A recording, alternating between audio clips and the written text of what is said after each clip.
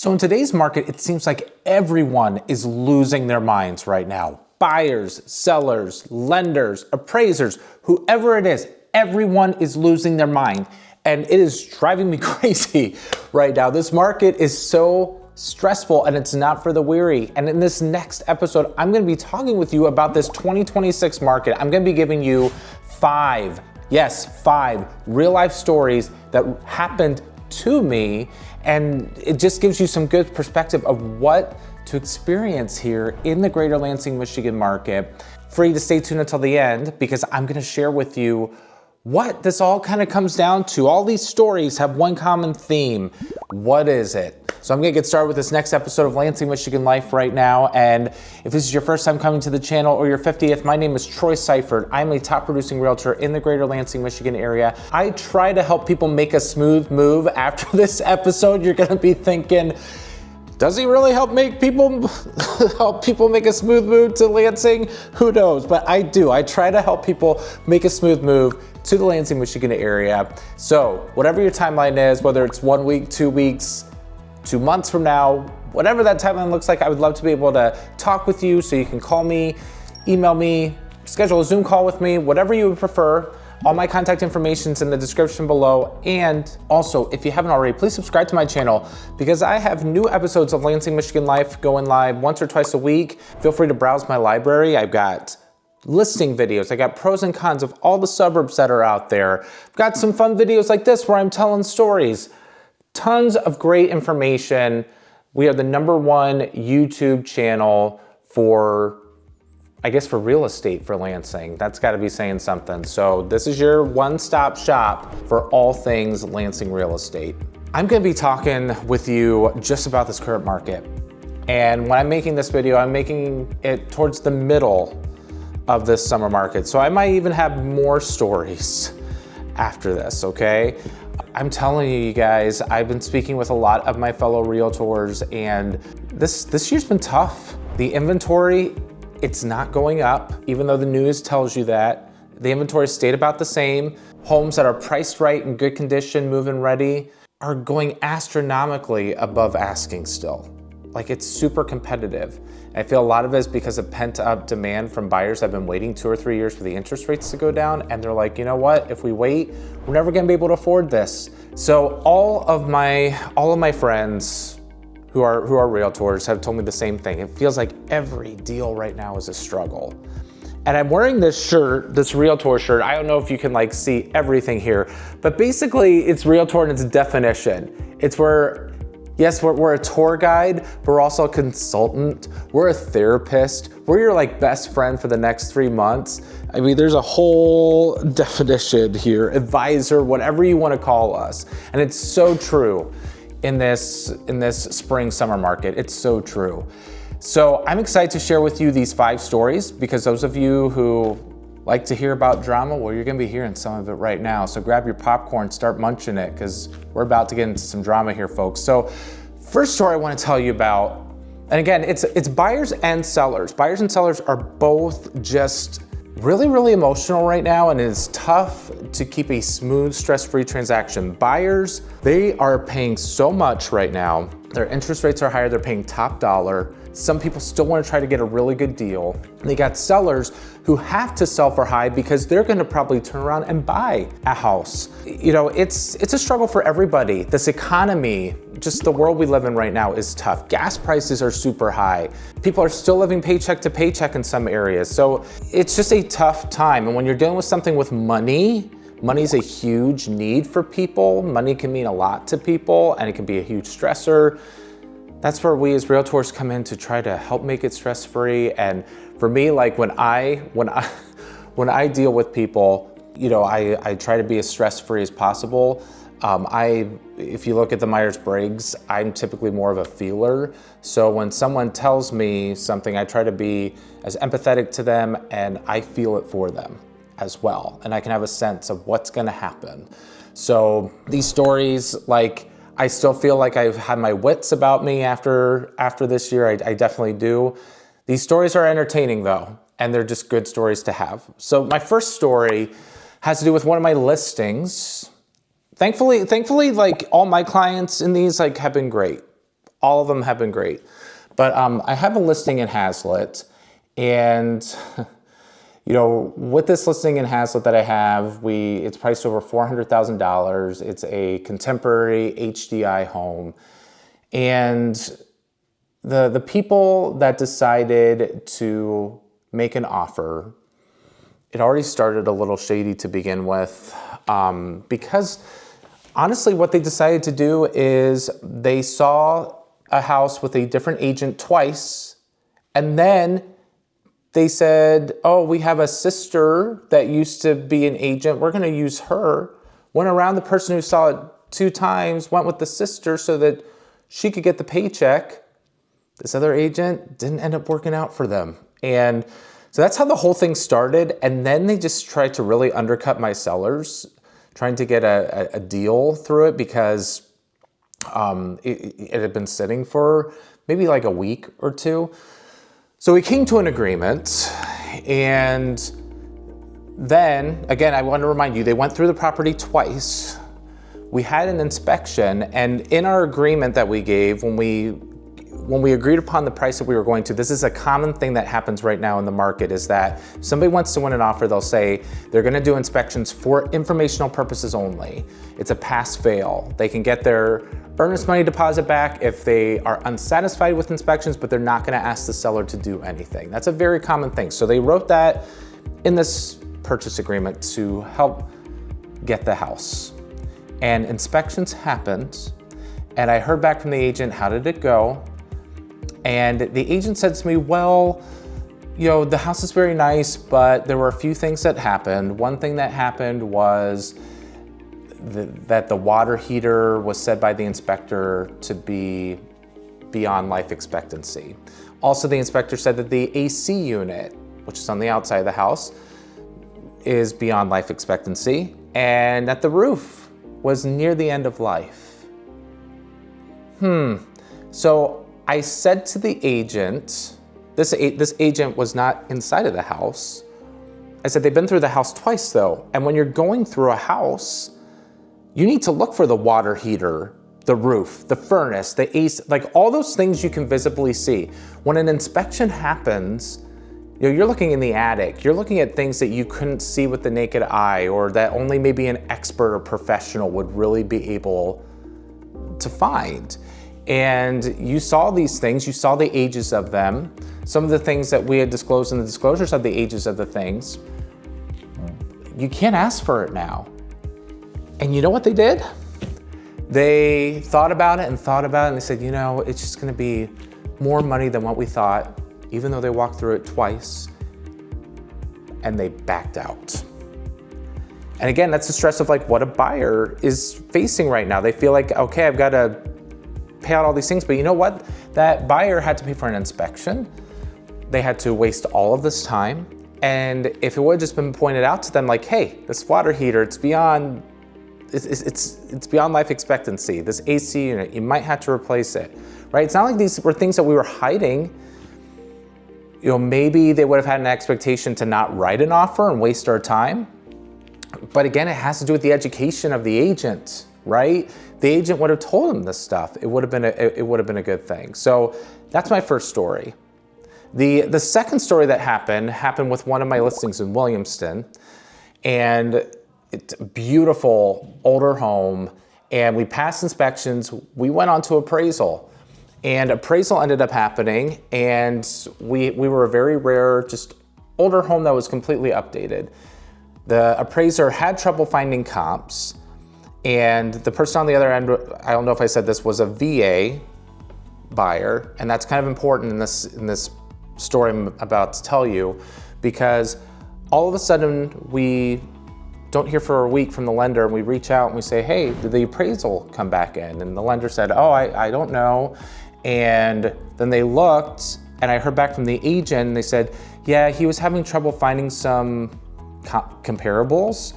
And I'm like, well, if he had trouble, there's a process known as Tidewater, where with VA, if you do have a VA loan, this is if the appraiser has trouble with the appraisal, they do a Tidewater process, and they notify a point of contact to be able to let the parties know to give them additional comps.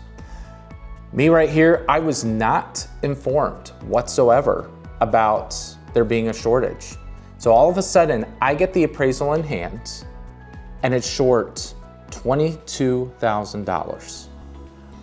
I look at the appraisal and this is a property in Williamston. One of the comparables that he used for the higher priced ones was in Eaton Rapids. Now, if you don't know the area, you got Williamston, east side of town. You've got Eaton Rapids, the west side, southern west side of town. They're like 30, 35 minutes away from each other. And he used that for a comparable. And so I started digging in my database. I was able to find something that was closer than that in Howell, Michigan. It wasn't within our MLS, but it was closer than Eaton Rapids. It was a good comparable. I was like, let's do what's known as a reconsideration of value. The agent was in agreement. The lender said they were in agreement. I was in agreement. And this buyer said no. The appraiser said $340,000. Price was $362,000. No.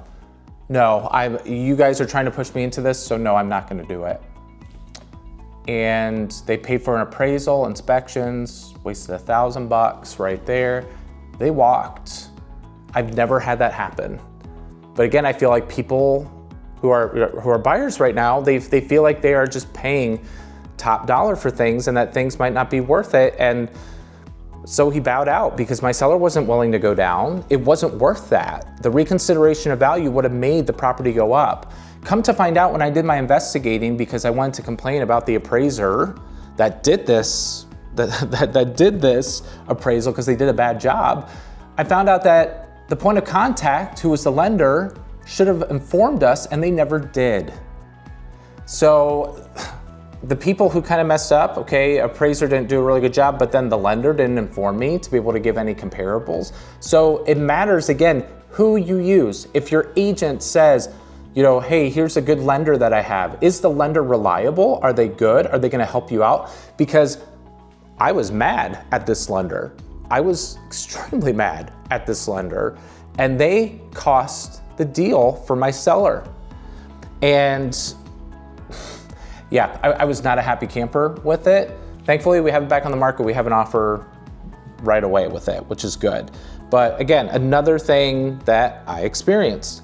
Another thing that I have experienced, and this is with somebody, even like a couple of these stories are gonna be from buyers who have been watching this channel, who I've been dealing with.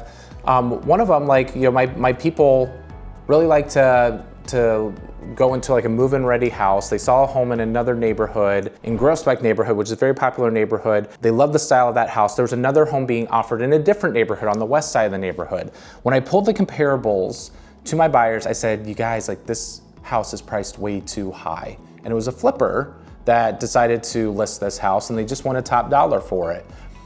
And we were negotiating down. I don't know how it's gonna go with appraisal, but right now they're under contract with the highest price comparable within the neighborhood. And we had to fight for it. I fought for it tooth and nail. But sellers, again, they're just wanting the top dollar. They feel like they can get it because the inventory is low. But another thing that I'm noticing is appraisal issues. You heard it with the Williamston person, but I've been hearing it across the board.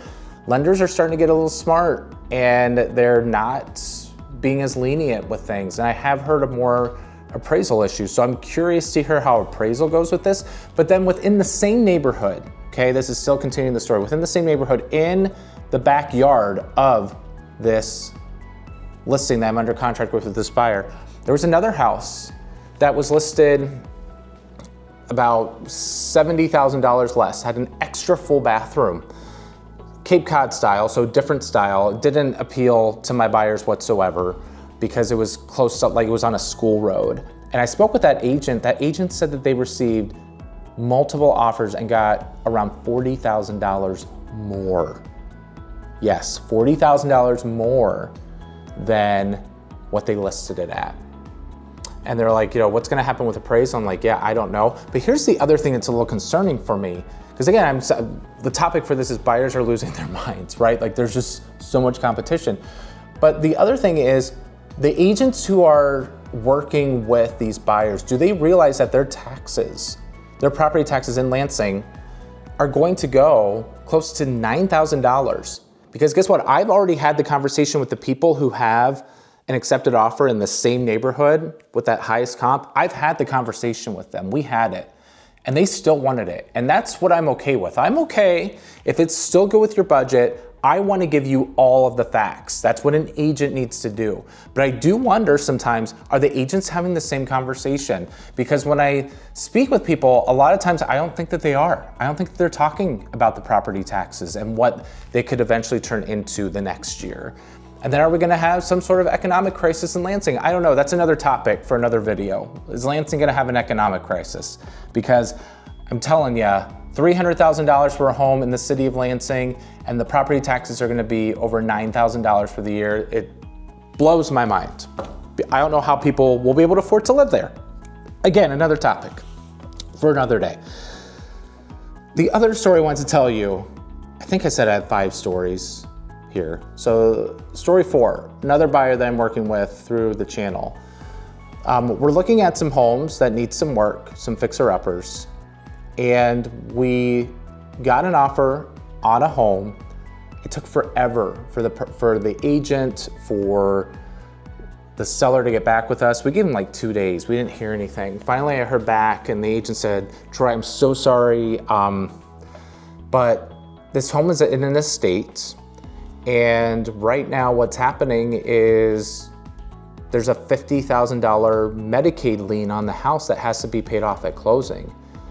So the seller, again, it's in an estate, the brother had passed away, so like it's the brother who's selling it now, that they had to pay this off and they can't bring money to the table.